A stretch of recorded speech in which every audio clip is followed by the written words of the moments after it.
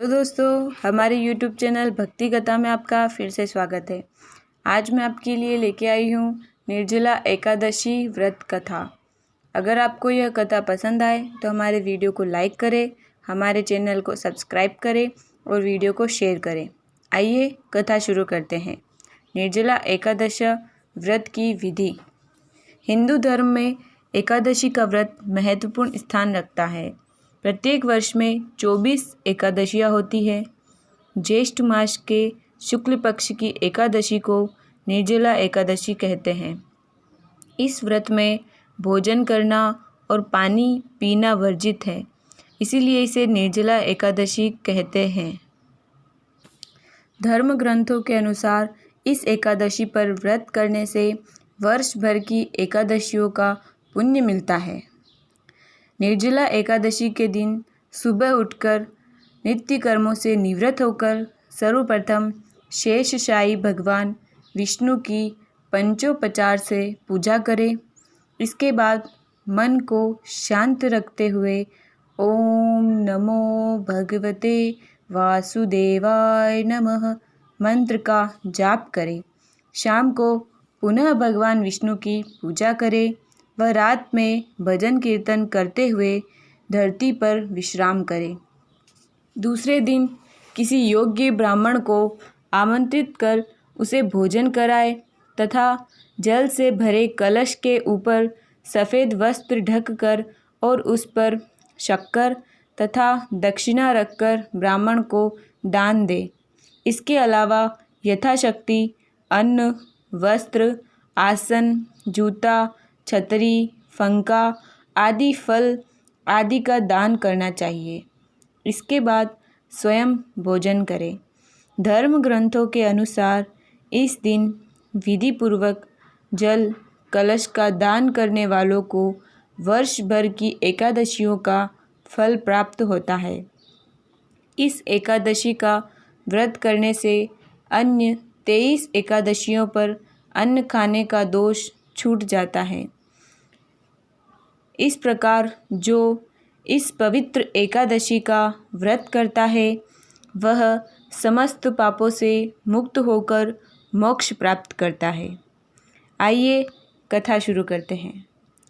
भीमसेन व्यास जी से कहने लगे कि हे पितामह, भ्राता युधिष्ठिर, माता कुंती, द्रौपदी, अर्जुन, नकुल और सहदेव आदि सब एकादशी का व्रत करने को कहते हैं, परंतु महाराज मैं उनसे कहता हूँ कि भाई मैं भगवान की शक्ति, पूजा आदि तो कर सकता हूँ, दान भी दे सकता हूँ, परंतु भोजन के बिना नहीं रह सकता। इस पर व्यास जी कहने लगे कि हे भीमसेन, यदि तुम नरक को बुरा और स्वर्ग को अच्छा समझते हो तो प्रति मास की दोनों एकादशियों को अन्न मत खाया करो। भीम कहने लगे कि हे पितामह, मैं तो पहले ही कह चुका हूँ कि मैं भूख सहन नहीं कर सकता। यदि वर्ष भर में कोई एक ही व्रत हो तो वह मैं रख सकता हूँ, क्योंकि मेरे पेट में व्रक नाम वाली अग्नि है, सो मैं भोजन किए बिना नहीं रह सकता। भोजन करने से वह शांत रहती है, इसलिए पूरा उपवास तो क्या, एक समय भी बिना भोजन किए रहना कठिन है। अतः आप मुझे कोई ऐसा व्रत बताइए जो वर्ष में केवल एक बार ही करना पड़े और मुझे स्वर्ग की प्राप्ति हो जाए। श्री व्यास जी कहने लगे कि हे पुत्र, बड़े बड़े ऋषियों ने बहुत शास्त्र आदि बनाए हैं, जिनसे बिना धन के थोड़े परिश्रम से ही स्वर्ग की प्राप्ति हो सकती है। इसी प्रकार शास्त्रों में दोनों पक्षों की एकादशी का व्रत मुक्ति के लिए रखा जाता है। व्यास जी के वचन सुनकर भीमसेन नरक में जाने के नाम से भयभीत हो गए और काँपकर कहने लगे कि अब क्या करूं? मास में 2 व्रत तो मैं कर नहीं सकता। हाँ, वर्ष में एक व्रत करने का प्रयत्न अवश्य कर सकता हूँ।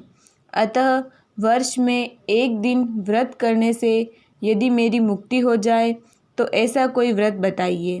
यह सुनकर व्यास जी कहने लगे कि वृषभ और मिथुन की संक्रांति के बीच ज्येष्ठ मास के शुक्ल पक्ष की जो एकादशी आती है उसका नाम निर्जला है। तुम उस एकादशी का व्रत करो। इस एकादशी के व्रत में स्नान और आचमन के सिवा जल वर्जित है। आचमन में 6 मास से अधिक जल नहीं होना चाहिए, अन्यथा वह मद्यपान के सदृश हो जाता है। इस दिन भोजन नहीं करना चाहिए, क्योंकि भोजन करने से व्रत नष्ट हो जाता है। यदि एकादशी को सूर्योदय से लेकर द्वादशी के सूर्योदय तक जल ग्रहण ना करे तो उसे सारी एकादशियों के व्रत का फल प्राप्त होता है। द्वादशी को सूर्योदय से पहले उठकर स्नान आदि करके ब्राह्मणों का दान आदि देना चाहिए। इसके पश्चात भूखे और सत्पात्र ब्राह्मण को भोजन कराकर फिर आप भोजन कर लेना चाहिए। इसका फल पूरे 1 वर्ष की संपूर्ण एकादशियों के बराबर होता है। व्यास जी कहने लगे, हे भीमसेन, यह मुझको स्वयं भगवान ने बताया है। इस एकादशी का पुण्य समस्त तीर्थों और दानों से अधिक है। केवल एक दिन मनुष्य निर्जल रहने से पापों से मुक्त हो जाता है। जो मनुष्य निर्जला एकादशी का व्रत करते हैं उनकी मृत्यु के समय यमदूत आकर नहीं घेरते, वरन भगवान के पार्षद उसे पुष्पक विमान में बिठाकर स्वर्ग को ले जाते हैं। अतः संसार में सबसे श्रेष्ठ निर्जला एकादशी का व्रत है। इसलिए यत्न के साथ इस व्रत को करना चाहिए। उस दिन ओम नमो भगवते वासुदेवाय नमः मंत्र का उच्चारण करना चाहिए और गोदान करना चाहिए। इस प्रकार व्यास जी की आज्ञानुसार भीमसेन ने इस व्रत को किया। इसलिए इस एकादशी को भीमसेनी या पांडव एकादशी भी कहते हैं। निर्जला व्रत करने से पूर्व भगवान से प्रार्थना करें कि हे भगवान, आज मैं निर्जला व्रत करता हूँ, दूसरे दिन भोजन करूँगा। मैं इस व्रत को श्रद्धापूर्वक करूँगा, अतः आपकी कृपा से मेरे सब पाप नष्ट हो जाएं।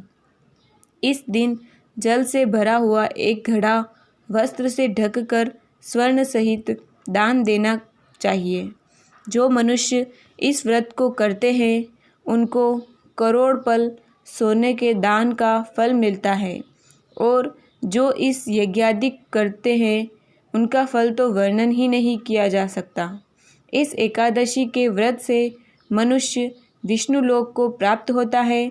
जो मनुष्य इस दिन अन्न खाते हैं वे चांडाल के समान हैं, वे अंत में नरक में जाते हैं। जिसने निर्जला एकादशी का व्रत किया है वह चाहे ब्रह्म हत्यारा हो, मद्यपान करता हो, चोरी की हो या गुरु के साथ द्वेष किया हो, मगर इस व्रत के प्रभाव से स्वर्ग को जाता है। हे कुंती पुत्र, जो पुरुष या स्त्री श्रद्धापूर्वक इस व्रत को करते हैं उन्हें अग्रलिखित कर्म करने चाहिए। प्रथम भगवान का पूजन, फिर गोदान, ब्राह्मणों को मिष्ठान व दक्षिणा देनी चाहिए तथा जल से भरे कलश का दान अवश्य करना चाहिए। निर्जला के दिन अन्न, वस्त्र, उपाहान, जूती आदि का भी दान करना चाहिए।